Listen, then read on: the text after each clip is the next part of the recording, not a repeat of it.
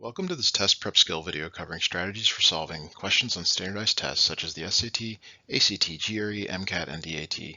My name is Matthew and I'll be your learning guide for this question. If a square with perimeter 24 inches is inscribed inside a circle, which of the following best estimates the total area outside the square and inside the circle in square inches? Start by drawing a square. Perimeter 24 means that all the sides which are the same have to add up to 24, 6 and 6.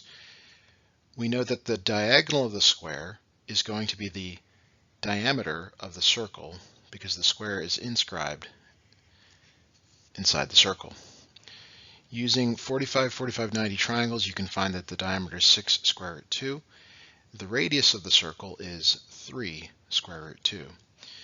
This is an area of a circle. Subtract the area of the square problem. The area of the square is 36. The area of the circle is pi. 3 square root 2 squared. Square 3, which is 9 times 2. The result is 18 pi minus 36. Now notice it says best estimates. So we could use a calculator, but we could also approximate here. 18 times 3 is 54.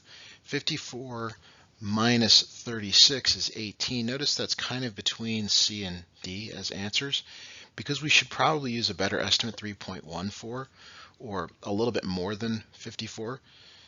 That gives you something approximately 56 minus 36, or approximately 21. So D is your correct answer. Of course, you can use a calculator, but we're trying to save time. That is it. Thanks for watching. Don't forget to hit that subscribe button and ring the bell to be notified when my latest instructional videos are posted.